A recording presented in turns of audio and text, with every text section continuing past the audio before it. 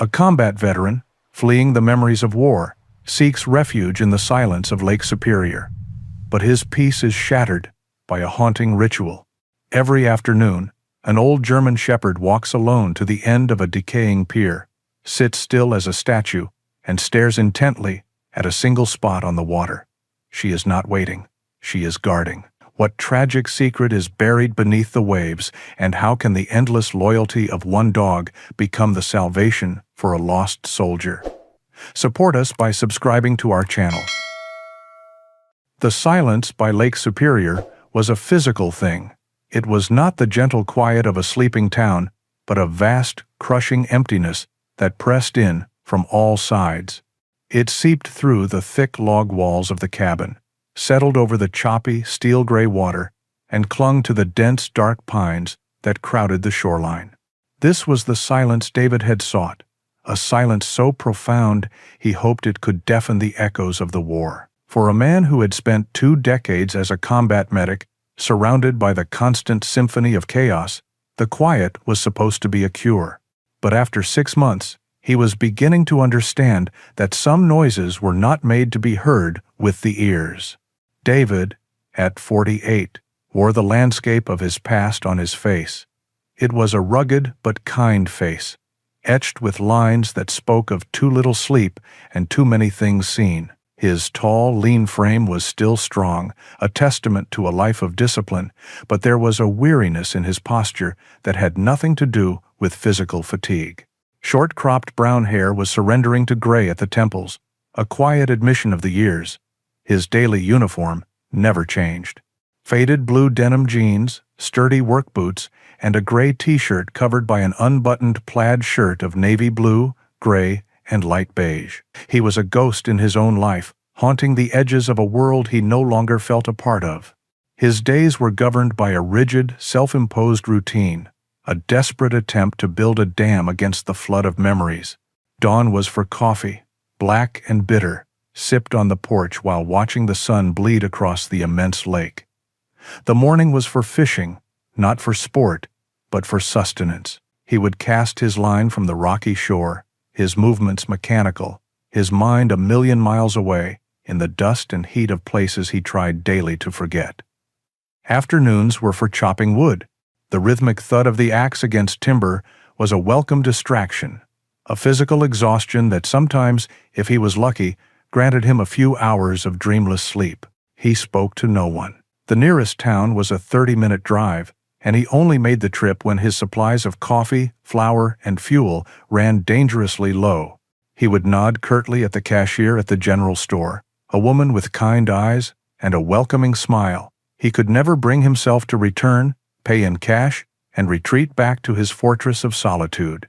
He was not unkind, just absent. The part of him that knew how to connect with people had been amputated on a battlefield far away, and he had never learned to live without it. He had come to Minnesota seeking peace, but the silence he had found was not peaceful. It was hollow, and in that hollowness, the ghosts of his past had more room to scream. The emptiness he felt inside was growing, a gnawing void that no amount of routine or isolation could fill. It was on one such afternoon, as the autumn sun began its slow descent, that his routine was broken. The air was crisp, carrying the earthy scent of pine and damp soil. The sky was a canvas of pale orange and purple hues. David had just finished stacking the last of the firewood and was wiping the sweat from his brow with the back of his hand. He stood for a moment, his gaze sweeping over the familiar landscape, the lake, the trees, the rocky shoreline. And then he saw it. At the edge of his property stood the skeletal remains of an old wooden pier, its timbers warped and silvered by years of sun and ice. It was a structure he had paid little mind to, another piece of the decaying scenery. But now it had a visitor. A dog was walking with a slow, deliberate pace down the length of the pier. It was a German shepherd, its thick coat a mixture of salt and pepper gray, with patches of white around its muzzle and paws, betraying its advanced age. The animal moved with a solemn grace, its head held high, its gait steady despite the uneven planks. It reached the very end of the pier, the part that jutted out over the deep, cold water, and sat down. David froze, his hand still halfway to his forehead. He watched, intrigued. The dog did not sniff the air, did not look around, did not seem to be waiting for a command. It simply sat, its body perfectly still, its gaze fixed on a single, indiscernible point on the water's surface. The wind ruffled its fur, but the dog remained unmoved, a stoic sentinel, guarding a secret the lake held deep within its belly.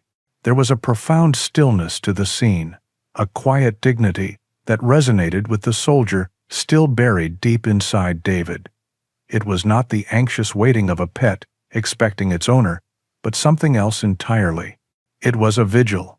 The dog sat there, motionless as a statue, as the sun dipped below the horizon and the colors of the sky deepened into a bruised purple. David did not move a muscle. He felt like an intruder on a private, sacred ritual.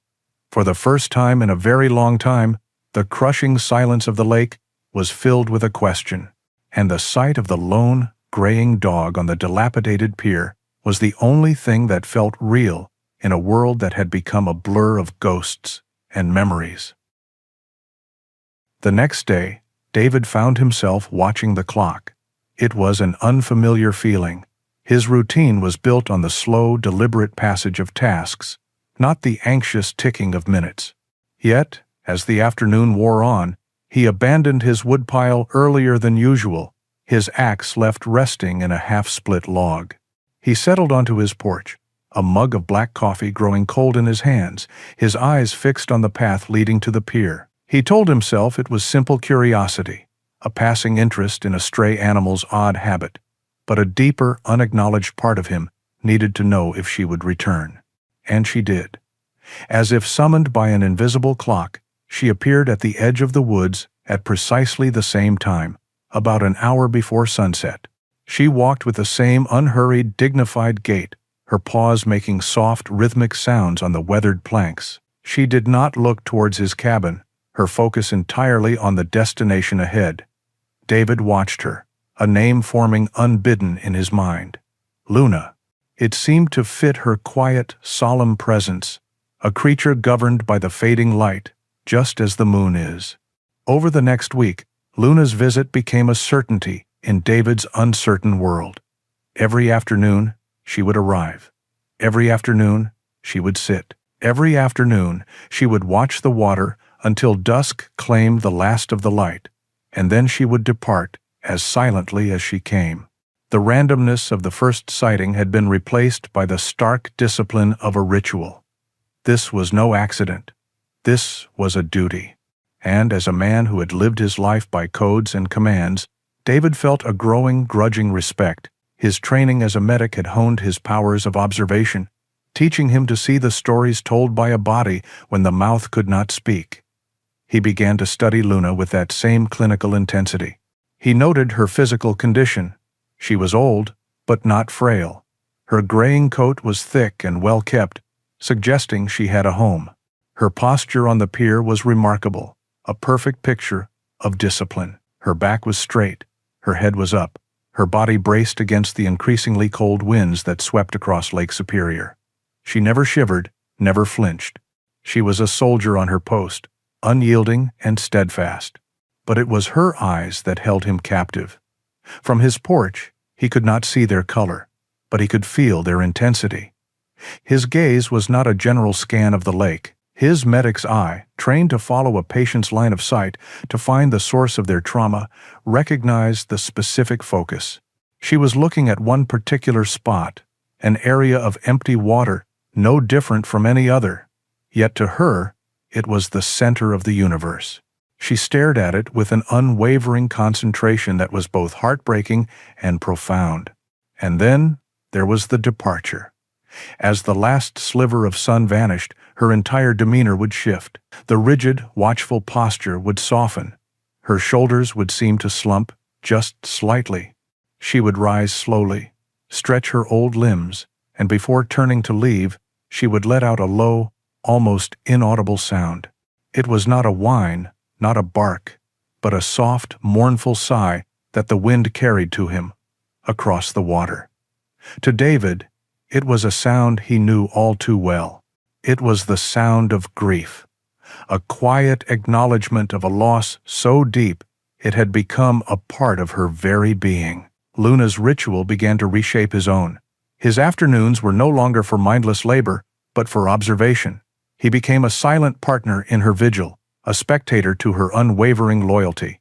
The gnawing emptiness inside him began to recede, replaced by a consuming curiosity. Who was she? What was she waiting for? What secret did that single patch of cold, dark water hold?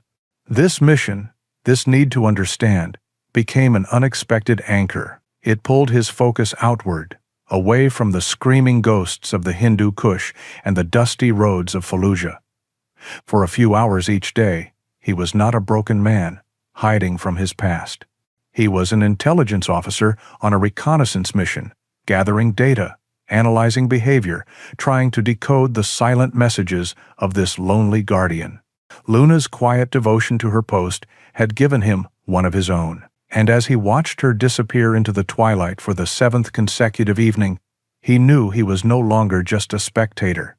He was somehow a part of her story, and he would not rest until he understood it. 3 weeks passed. The vibrant greens of summer had surrendered to the fiery oranges and deep reds of a Minnesota autumn. The air grew colder, carrying a sharper bite that hinted at the long winter ahead. Luna's daily vigil continued, unwavering. She had become as much a part of David's landscape as the pine trees and the slate-gray water. But observation from a distance was no longer enough. The mystery of her ritual had taken root in his mind, and he knew he had to get closer. He had to see what she saw, to stand where she stood. One afternoon, he waited. He sat on his porch, watching her arrive, perform her solemn duty, and then, with that familiar, heartbreaking sigh, retreat into the darkening woods. The moment she was gone, David stood up. He felt a strange mix of guilt and determination, like he was about to cross a line, to intrude upon a sacred space. He pulled his worn leather jacket on, the familiar weight a small comfort against the growing chill, and walked towards the pier. The wooden planks groaned under his boots, a stark contrast to Luna's silent tread. The pier was even more dilapidated up close. Some boards were missing, leaving dark, gaping holes that revealed the churning water below. The wood was slick with moss and age. He walked carefully to the very end, to the exact spot where Luna held her watch. He turned and faced the lake. The view was immense, a vast expanse of dark water meeting an even darker sky. There was nothing. No buoy, no landmark, no sign of anything unusual. He crouched down, his eyes scanning the surface, trying to find the one spot that held Luna's unwavering attention. But it was just water, empty, cold, and indifferent. Disappointment settled in his chest. He did not know what he had expected, a sign, a clue, something to explain the dog's profound devotion. As he stood to leave, he placed a hand on one of the thick, weathered support pillars to steady himself. His fingers brushed against something rough, a series of grooves that felt unnatural against the water-smoothed grain of the wood. He leaned in closer. The light was fading fast, but it was just enough. There, nearly erased by years of wind and ice and sun, was a carving. It was crude, the letters uneven, clearly etched by an unsteady, youthful hand. 3 letters. Leo. The name hit him with the force of a physical blow. Leo. It was not just a random carving. It was a piece of the puzzle, the first tangible link to the story he had only been able to guess at. This was not just a pier. It was a memorial. And Luna was not just a guardian. She was a mourner. He stood there for a long time, the cold wind whipping at his face, the 3 small letters burning in his mind. That night, the ghost of that name followed him into his sleep. The dream started, as they always did, not with the cold of Minnesota, but with the suffocating heat of Afghanistan. It was the summer of 2009. The air was thick with dust and the metallic smell of fear.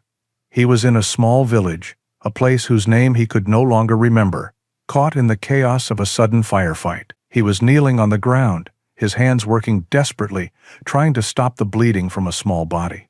It was a boy, no older than 10, with wide, dark eyes that were filled with a terrifying mix of pain and confusion. The boy had been playing near the market when the shooting started. He was not a soldier. He was just a child in the wrong place, at the wrong time. David could hear the shouting of his comrades, the crack of rifles, but it all faded into a dull roar. His entire world had shrunk to the small, fading life beneath his hands. He packed the wound, applied pressure, did everything his 2 decades of training had taught him, but it was not enough. He could feel the life slipping away, a fragile warmth seeping into the dry, thirsty earth. The boy's eyes looked into his, a silent question in them that David would never be able to answer. And then they were empty. He woke with a guttural gasp, his body drenched in a cold sweat, his heart hammered against his ribs, a frantic drumbeat of terror. The cabin was pitch black, and for a terrifying moment he was back there, in the dust, the smell of cordite in his nostrils, the weight of a life he could not save on his soul. Panic clawed at his throat, a suffocating, formless dread. He thrashed in his sheets, his mind a whirlwind of fragmented images and echoing sounds. Desperate for an anchor, he stumbled out of bed and to the window, his breath coming in ragged bursts. He looked out at the lake. The moon was high and bright, its light a pale, silver wash over the landscape. And there was the silent, empty pier. In the midst of his inner storm, the image of Luna flooded his mind. He saw her as clear as if she were there, sitting at her post, her body a testament to unwavering loyalty, her vigil for Leo. It was a loyalty so pure, so absolute, it cut through his panic. Her grief had a name. Her vigil had a purpose. It was a single, solid point in a chaotic universe. He gripped the window frame, his knuckles white, and focused on that image. The pier, the dog, the name. It was real. This place was real. He was here, in Minnesota, in the year 2025, not in Afghanistan, in 2009. Luna's devotion to her memory became a lifeline for his own fractured mind, pulling him back from the edge of the abyss. He was still a man haunted by ghosts, but for the first time, he felt he was not the only one. November arrived with a vengeance. The gentle melancholy of autumn was scoured away by a fierce, biting wind that roared across the vastness of Lake Superior, carrying the promise of the coming winter. The last of the stubborn leaves were ripped from the trees, and the sky turned a permanent shade of bruised gray. The temperature plummeted. David, accustomed to harsh conditions, simply added another layer of clothing, pulling on his old, worn leather jacket over his plaid shirt. But his thoughts were not on his own comfort. Each afternoon, as he watched Luna make her pilgrimage to the pier, a new and unfamiliar feeling began to stir within him. It was a strange echo of the professional concern he had once felt for the soldiers in his care. He watched her graying fur get whipped by the relentless wind, saw her brace her old body against the icy gusts, and felt a pang of something he could only describe as empathy. She was a soldier, just like him, holding a lonely post, and a soldier deserved some comfort. The idea was a rebellion against the life he had so carefully constructed. His solitude was a fortress, its walls built with strict rules of non-engagement.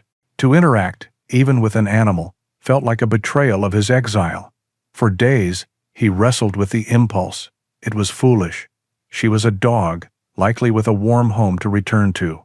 She did not need his help, but the image of her, so steadfast and alone in the face of the growing cold, chipped away at his resolve. He knew what it was to be loyal to a ghost. He knew the cost of standing a lonely watch. Finally, he surrendered. One afternoon, about 2 hours before Luna's expected arrival, David went inside his cabin and took a thick-cut piece of beef from his small refrigerator. It was part of his own rations, food he carefully budgeted for his infrequent trips to town. He seasoned it lightly and placed it in a hot, cast-iron skillet. The sizzle and aroma of the cooking meat filled the small cabin, a smell of simple, domestic comfort that felt alien in his sterile environment. He cooked it until it was just right, not too rare, not too tough, and placed the warm slab of meat on a tin plate. His heart beat a little faster as he pulled on his jacket and stepped outside. This was it, the first bridge he had attempted to build to another living creature in years. He walked to the head of the pier, the place where the weathered planks met the rocky shore. He did not go any further, not wanting to encroach on her sacred space at the end. He placed the tin plate on the ground, right in the center of the path she always took. The wind immediately tried to steal the warmth from the offering. He looked at it for a moment, then turned without a second glance and walked back to his cabin, retreating to the relative safety of his porch. He sat in his usual chair, a silent observer. The wait felt longer than usual. Then, right on schedule, she emerged from the trees. She stopped short, her head raised, her nose twitching. She had smelled it. Her approach was different this time. The usual steady, purposeful walk was replaced by a slow, cautious advance. She moved one paw at a time, her body low to the ground, her intelligent eyes darting from the plate to the cabin and back again. She was a veteran assessing a potential trap. She reached the plate and stopped, her nose hovering over the meat, sniffing intently. She looked directly at the cabin, and for the first time, David felt as if she was truly seeing him, a silent, still figure on the porch. He held his breath, making sure not to move a muscle. For a long minute, she stood frozen, a statue of wary indecision. He thought she would turn away, that his gesture had been a mistake, an unwelcome intrusion into her world of grief. But then, her posture softened. She gave one last glance towards the cabin, a look that felt less like suspicion and more like an assessment. Then, she lowered her head and began to eat. She did not wolf it down like a hungry stray. She ate with the same quiet dignity she brought to her vigil. When she was finished, she licked the plate clean, raised her head, and looked towards the porch once more. It was just for a second, but David could have sworn it was a nod, a silent acknowledgement, an unspoken "thank you." Then, as if the transaction was complete, she turned and continued her walk down the pier to her post. Her ritual was unchanged. She sat, she watched, she mourned. But for David, everything had changed. He had breached his own walls. He had reached out. And in the cold, desolate landscape of his self-imposed exile, a small, fragile connection had been made. It was a bridge built not of words, but of a shared understanding of loyalty, loss, and the simple comfort of a warm meal against the cold. The locals called it the Wrath of the North, a name spoken with a mixture of reverence and fear. It was not just a snowstorm, it was a seasonal siege. The sky had been a heavy, oppressive gray for 2 days, a lid pressed down tight upon the world. Then, the first flakes began to fall, not in a gentle drift, but in a thick, swirling curtain that erased the horizon in minutes. The wind came next, a low moan that grew into a furious, shrieking howl, driving the snow horizontally and piling it into massive, sculpted drifts. David was prepared. He was a man who believed in preparation, in foresight, in controlling the variables. His woodpile was stacked high and covered with a thick tarp. His pantry was full, his water barrels were topped off, and his generator was fueled and ready. He had weathered worse than this in the mountains of Afghanistan. A Minnesota blizzard was a formidable opponent, but one he knew he could outlast. He spent the morning securing his cabin, checking the seals on the windows, and bringing in a final load of firewood. The storm raged outside, a wild white chaos, but inside, the air was still and warm, filled with the crackle of the wood stove and the scent of brewing coffee. He felt a grim sense of satisfaction. He was isolated, yes, but he was safe. He was in control. As the afternoon approached, he settled into his chair by the window, his gaze fixed on the pier, or at least where the pier was supposed to be.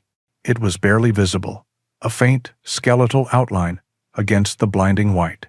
He watched the clock on the mantelpiece. 3 o'clock, ALS. Then 3:30.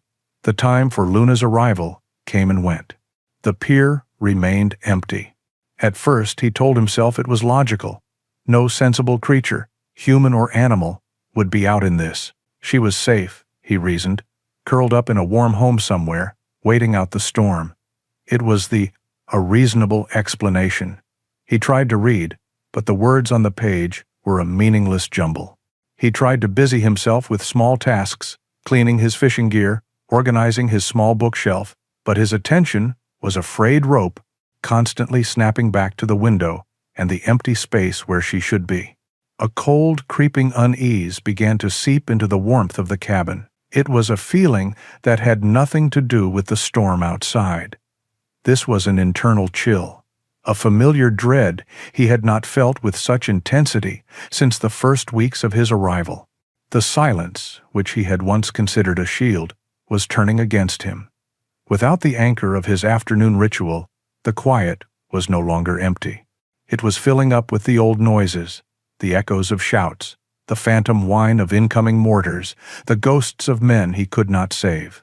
He pushed himself up from his chair and began to pace the small cabin, his boots thudding a restless rhythm on the wooden floor. He had not realized it until this moment, not truly. He had thought his rigid routine of fishing and chopping wood was his anchor. He was wrong.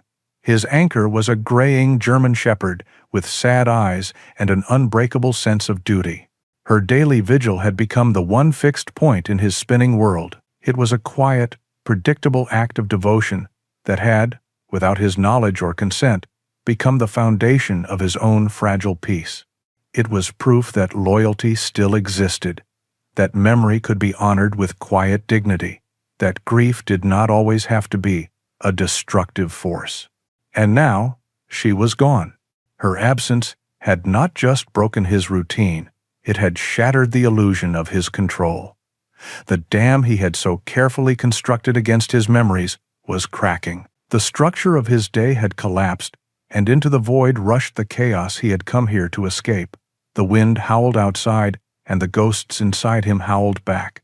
He was adrift, a ship without a rudder in the middle of a hurricane, both external and internal. The well-ordered solitude of his cabin had become a cage, trapping him with the very demons he sought to outrun. The wrath of the North was not just outside his window. It was inside his head, and it was threatening to tear him apart. The breaking point was not a shout, but a whisper. It was the voice of the boy from Afghanistan, the one with the dark, questioning eyes, his face superimposed over the swirling white chaos outside the window. The cabin, once a sanctuary, now felt like a tomb. David stood frozen in the center of the room, the howling wind, a perfect mirror of the storm inside him. He could stay here. He could let the storm, both inside and out, consume him, or he could move. The choice was an act of rebellion, an act of defiance against the ghosts and the grief that held him prisoner. He was a medic. His purpose, for 20 years, had been to move toward the chaos, not to hide from it. In that moment, Luna was not just a dog. She was a patient, a soldier left behind, and he was not going to let another one go. Action replaced panic. The medic took over. He moved with a speed and efficiency he had not felt in years. He stripped off his comfortable plaid shirt and pulled on thermal layers, followed by a thick wool sweater.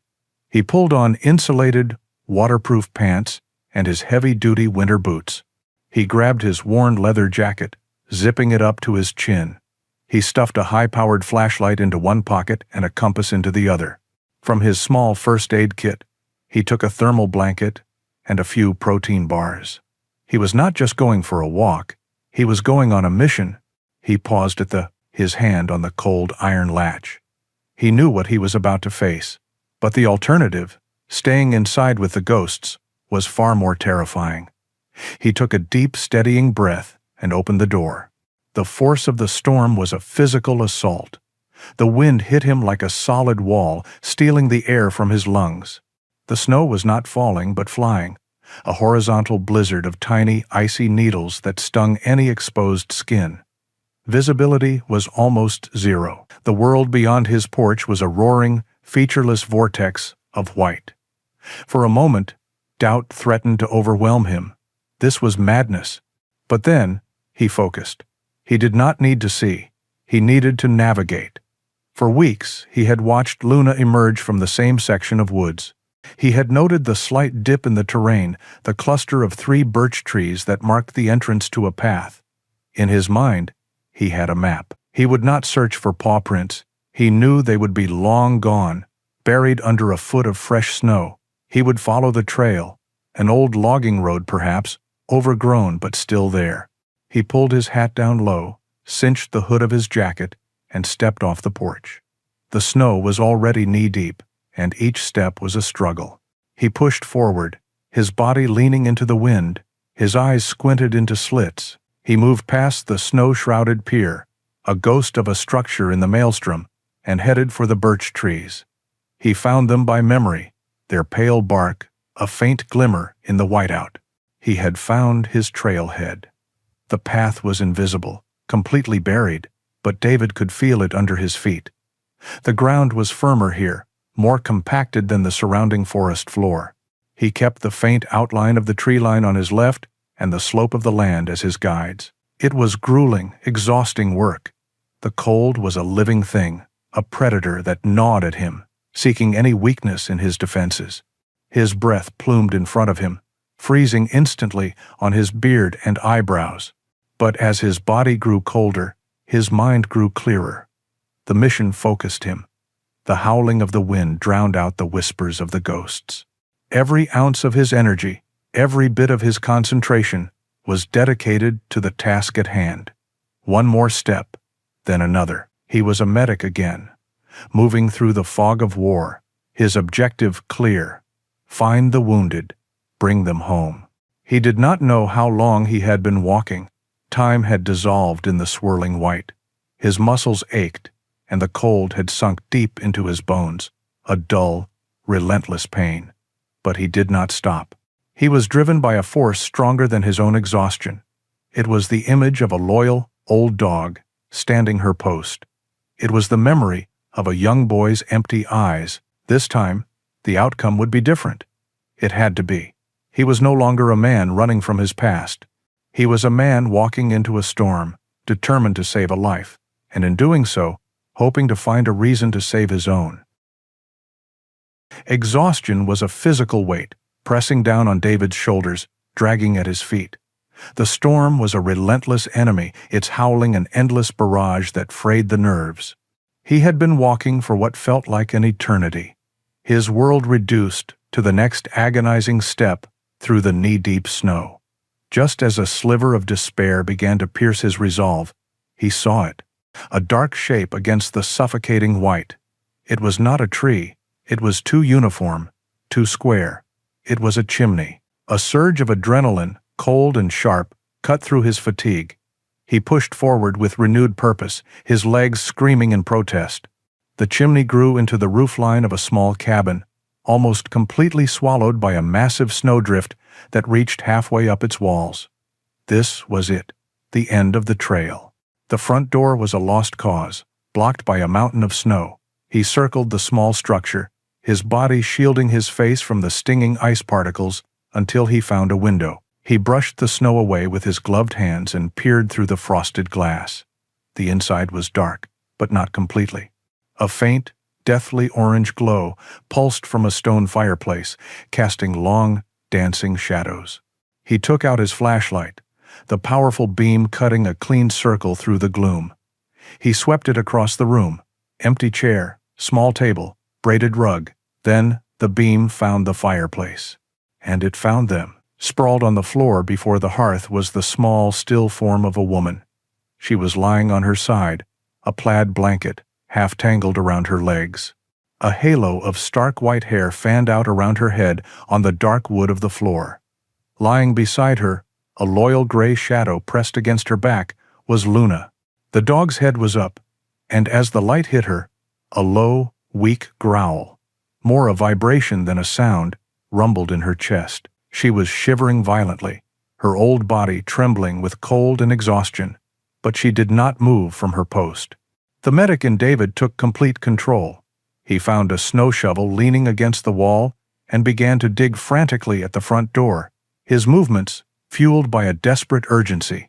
When he had cleared enough space, he put his shoulder to the heavy wooden door and forced it open with a groan of protest. The cold inside the cabin was almost as intense as it was outside. The fire was nothing more than a few dying embers, giving off no heat, only a final, fading light. "Easy, girl," David said, his voice low and calm as he entered, keeping his movements slow and non-threatening. "I'm here to help. I'm a friend." Luna watched his every move, her ears flat against her head, but the growling stopped. She seemed to understand. He went straight to the hearth. A small pile of kindling and a few logs were in a wicker basket nearby. With practiced efficiency, he added small slivers of wood to the embers, gently blowing on them, coaxing them back to life. It was a race against time. Once a small, steady flame was established, he turned his full attention to the woman. He knelt beside her, his flashlight held in his teeth as his hands went to work. He gently touched her neck, his fingers searching for a pulse. It was there, thready and weak, but it was there. Her skin was ice cold to the touch, and her lips had a bluish tinge, classic signs of severe hypothermia. He noticed a dark bruise high on her temple, partially hidden by her hair. She must have fallen. "Okay, ma'am," he whispered, as much to himself as to her. "Let's get you warm." He knew better than to move her too much or try to warm her too quickly. That could send cold blood rushing to her heart. A fatal shock. He retrieved the thermal blanket from his jacket pocket and gently unfolded it over her, tucking it in carefully around her sides. He then took the plaid blanket from her legs and added it as a second layer. He turned to Luna. The dog had not moved, but her shivering had subsided slightly in the growing warmth from the fire. "You too, soldier," he said softly. He gently stroked her head. Luna leaned into his touch for a fraction of a second, a silent surrender. The fire was catching now, flames licking at the larger logs, pushing back the oppressive cold. The orange light filled the small room, a beacon of hope in the heart of the storm. David sat back on his heels, his work done for the moment. He was trapped, miles from his own shelter, in a stranger's cabin with 2 lives depending on him. The storm raged on, its voice a furious roar against the log walls, but for the first time in a long time, David was not alone with his ghosts. He had a new mission, and as he looked at the still form of the old woman and the loyal dog who refused to leave her side, he felt a flicker of something he had thought long dead, a purpose. Time became a loop, measured only by the feeding of the fire. Outside, the blizzard howled, an unrelenting beast trying to claw its way inside. Inside, David maintained his own vigil. He sat in a simple wooden chair he had pulled close to the hearth, watching, listening. Luna lay faithfully by the woman's side, her head resting on her paws, but her old, intelligent eyes were fixed on David, a silent, watchful presence. The hours bled into one another, marked only by the growing light of the fire and the slow, steady rhythm of the woman's breathing. It was deeper now, less shallow. That was a good sign. It was sometime in the deep, dark heart of the night that she stirred, a soft moan, a flutter of eyelids. David was instantly on his feet, kneeling beside her again, but keeping a respectful distance. He had placed a canteen of water near the fire to warm, and he now poured a little into a tin cup. Her eyes opened. They were a pale, watery blue, clouded with confusion and fear. Her face was a delicate map of wrinkles, a testament to a long life, and her white hair was a soft, messy cloud against the dark blanket. She tried to push herself up, her movements weak and uncoordinated. "Easy now," David said, his voice a low rumble, careful not to startle her. "You took a bad fall. Just lie still. It's out." He was Stu. Her eyes darted around the room, taking in the roaring fire, her loyal dog, and finally, the stranger kneeling beside her. Fear gave way to a question. Her lips parted, and a voice, thin and raspy like dry leaves, skittering on pavement, emerged. Who are you?" My name is David. I'm your neighbor. Sort of." He paused, searching for the right words. How could he explain the unexplainable? "I was worried about your dog, and Phile, and Ease." Her gaze softened as she looked at Luna, a flicker of love and gratitude in her pale eyes. Then she looked back at David, the question deepening. "The storm? You came out in this? For a dog?" This was it, the moment of truth. David had not had a real conversation in 6 months.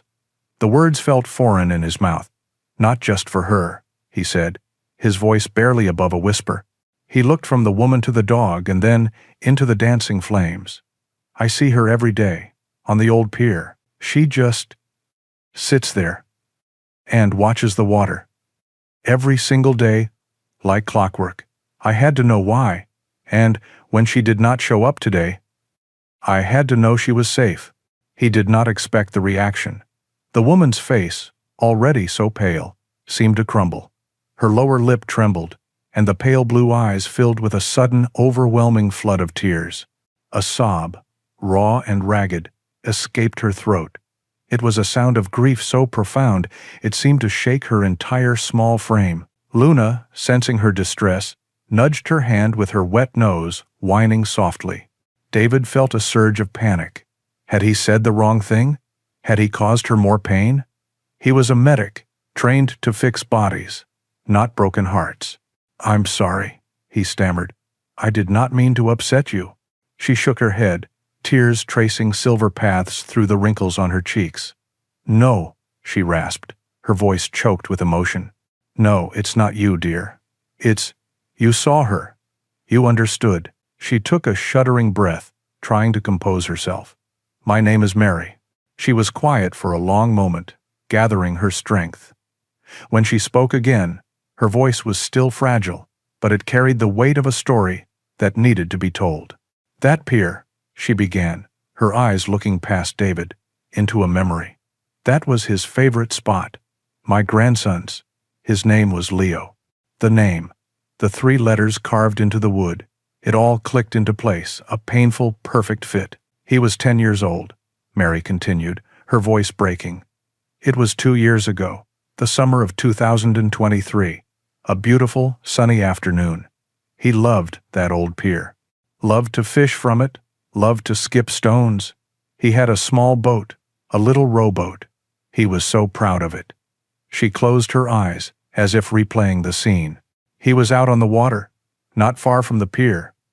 Luna was with him, sitting right at the end, watching him, just like she always did. I was on the porch. I saw it all. His classed. Another sob shook her. David remained silent, a statue of witness. He knew this part of the story, the part where the world turns upside down in the blink of an eye. "I don't know how it happened," Mary whispered. He stood up to cast his line. Maybe he lost his balance. The boat just tipped. He was in the water. He was a good swimmer, but the shock of the cold water, maybe. He panicked. Luna started barking, a sound I'd never heard from her before, so frantic, so terrified. By the time I got down there, he was gone. The lake just took him. The fire crackled, the only sound in the room for a long time. David finally understood, the vigil, the unwavering gaze, the heartbreaking sigh at dusk. It was not just memory, it was a replay. Every day, Luna returned to the scene of the tragedy, to the last place she saw her boy, and she waited. She waited for a miracle. She waited for him to surface, to row back to shore, to be okay. Ever since that day, Mary said, her voice now a near whisper, she goes back. Every single afternoon, an hour before sunset, she sits and she waits. She's been waiting for 2 years. The mystery was solved, replaced by a tragedy so vast it filled the small cabin, pressing in on David with more force than the storm outside. He looked at the old dog, her graying fur illuminated by the firelight. She was not just a guardian, she was the sole keeper of a terrible memory, a living monument to a love that refused to let go. And in her unwavering loyalty, David saw a reflection of his own haunted heart. The storm broke as suddenly as it had begun. After 2 days of relentless howling, and profound silence descended. So complete, it was almost disorienting. David woke from a light, fitful sleep in the armchair to a world transformed. He went to the window and looked out. The sky was a brilliant, cloudless blue, and the morning sun cast a dazzling, almost painful light on a landscape buried under a thick, pristine blanket of white. The wrath of the north had passed, leaving a world that looked clean, new, and peaceful. Inside the small cabin, a different kind of peace had settled. Mary was awake, propped up against a few pillows David had found in a nearby chest. The color had returned to her cheeks, and the confusion in her pale blue eyes had been replaced by a quiet clarity. Luna lay at the foot of her makeshift bed, her tail giving a weak thump-thump-thump against the wooden floor whenever Mary spoke. They had survived the storm together. In the long hours of being trapped, a silent friendship had been forged. It was not built on shared histories or long conversations, but on the simple, essential acts of survival. David kept the fire roaring, melted snow for water, and shared the last of his protein bars with her. Mary, in turn, shared her home, her story, and her grief. They were two solitary souls who had been broken by loss, and in the heart of the blizzard, they had found a shared, unspoken understanding. David found himself clearing a fallen branch that had blocked a shutter, while Mary, her voice still weak, directed him to a loose board on the porch. There was a simple, easy rhythm to their cooperation, a quiet mending of both the small cabin and their fractured spirits. 3 days after the storm, the world began to thaw. The sun had worked its magic, melting the top layer of snow and clearing the path between their cabins. Mary was stronger. The fall had left her bruised and weak, but her resilience was remarkable. She could now walk slowly around the cabin, her hand resting on the back of a chair or the wall for support. That afternoon, as the sun began to dip towards the horizon, casting long blue shadows across the snow, Mary looked towards the door. "It's almost time," she said softly. David knew what she meant. Luna was already getting restless, pacing a small circle near the door, her old eyes looking from Mary to the path outside. The ritual was calling to her. "You shouldn't go alone," David said, his voice gentle but firm. Mary looked at him, a grateful smile touching her lips. "I was hoping you would say that." He helped her into her heavy winter coat, his movements careful and practiced. He offered her his arm, and she took it, her small bird-like hand resting in the crook of his elbow. Together, they stepped out into the crisp, clean air. Luna trotted ahead, her paws leaving the first set of fresh tracks in the snow leading towards the lake. The walk was slow. Each step for Mary was a deliberate effort, but she did not complain. Her gaze was fixed on the pier, now draped in a thick coat of white snow, looking like the ancient skeleton of some great sea creature. The silence was absolute, broken only by the crunch of their boots in the snow and the soft panting of the dog. When they reached the shore, Luna did not hesitate. She walked with her usual solemn grace down the length of the snow-covered pier and took her position at the very end, a gray statue against a backdrop of blue and white. David looked at Mary. Her face was a mixture of sorrow and a strange, peaceful acceptance. He nodded towards the pier. "Come on," he had. Olo. Slowly, carefully, they walked out onto the frozen planks. The world felt vast and empty. It was just the three of them, suspended between the endless white of the snow and the endless blue of the sky and water. They stopped a few feet behind Luna. She did not turn, but her ears twitched, acknowledging their presence.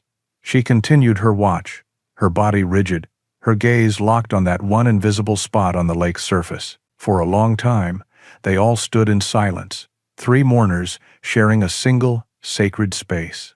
The story Mary had told him in the firelight played over in David's mind, and the dog's vigil was no longer a mystery, but a profound act of love. He was overwhelmed by a wave of empathy so powerful it almost brought him to his knees. He understood this loyalty. He understood this pain. Without thinking, he stepped forward and knelt in the snow beside the old dog. He slowly reached out and placed his hand on her back. He could feel the fine tremor of her shivering, the steady, rhythmic beat of her heart beneath her thick fur. It was not a gesture of ownership or command. It was a simple human touch, an offering of comfort, a silent message that said, "You are not alone in this." Luna flinched for a second, surprised by the contact. Then, she leaned into his touch. She turned her head, her wise, ancient eyes looking directly into his. For a moment, they just looked at each other. A man and a dog, two soldiers who had seen too much. Then, a sound emerged from deep within Luna's chest. It was a low, soft whimper, a sound of such profound, heart-wrenching sadness that it seemed to carry the weight of 2 years of silent sorrow. It was the sound of a grief that had finally, after all this time, been shared. The whimper on the pier was not an ending, but a beginning. It was as if a great, silent pressure had finally been released, leaving a quiet space where something new could grow. Winter slowly loosened its grip on the North Woods, and with the melting of the snow, a new routine began to blossom, replacing the rigid, lonely rituals of the past. David's days were no longer walled off by self-imposed isolation. The path between his cabin and Mary's became well-trodden. Most mornings, he would walk over, a fresh pot of coffee in hand, and find her sitting on her porch, wrapped in a thick wool blanket. They did not always talk much. Sometimes they would just sit in a comfortable silence, watching the lake slowly wake up, the ice breaking apart into great grinding sheets. Theirs was a friendship born not of words, but of a shared understanding. They were survivors, each bearing their own invisible scars, and in each other's quiet company they found a solace that solitude could never offer. One day, David arrived at Mary's cabin not with coffee, but with a toolbox and a pile of fresh lumber. He looked at the old, decaying pier, the site of so much pain and loyalty, and saw not an ending, but a new mission. "That thing's a hazard," he said to Mary, his tone matter-of-fact. "Someone else could get hurt." "I was leap." Mary just nodded, a deep understanding in her eyes. The work became a new kind of therapy for David. The rhythmic rasp of the saw, the solid thud of the hammer driving nails into fresh pine. These were sounds of creation, of mending. It was hard, physical labor that left his muscles aching but his mind clear. He was not just replacing rotten planks and reinforcing weak pillars. He was rebuilding a place of tragedy into something strong and safe. He was taking the broken pieces of the past and making them whole again. Mary would often watch him from her porch, a quiet supervisor. Sometimes she would bring him a glass of cold water or a sandwich. Luna was always there, lying in a patch of sun, her head on her paws, her old eyes following David's every move. She seemed to understand the importance of his work. He was not erasing the memory of her boy. He was honoring it by making his favorite place safe again. The afternoon ritual changed, too. When it was time, Luna would still rise and make her way towards the lake. But now, she was not alone. David would lay down his tools, and Mary would join him, and the three of them would walk down the newly fortified pier together. The day David finished the last board was bright and clear. The pier was no longer a skeleton.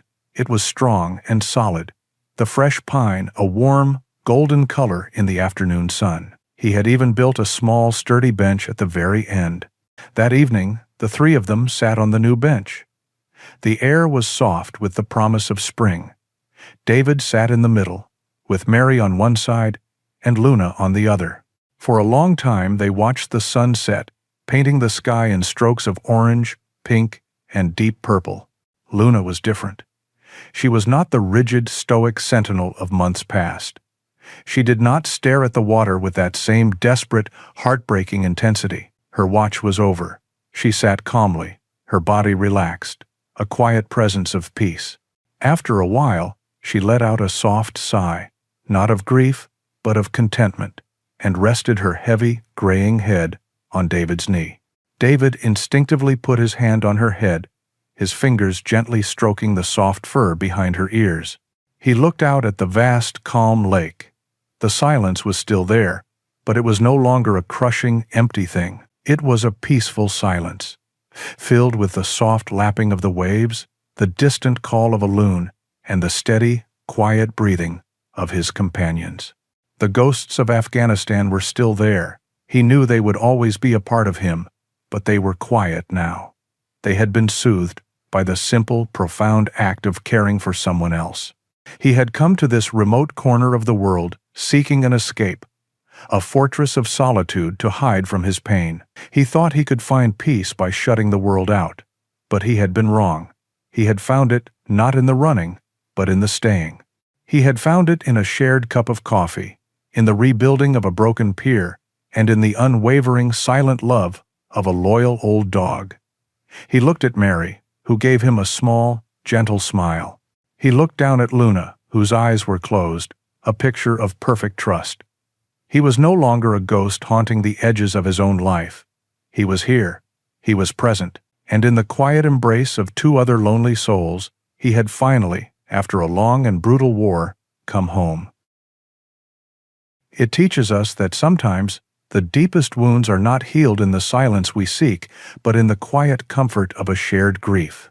Luna's unwavering loyalty became a beacon, guiding two lonely souls back to the embrace of life. If this story touched your heart, we hope you'll share it with someone who might need to hear it. Your thoughts in the comments mean the world to us, and by subscribing, you become part of this journey. Our next story is waiting for you now on the screen, and we hope to see you there.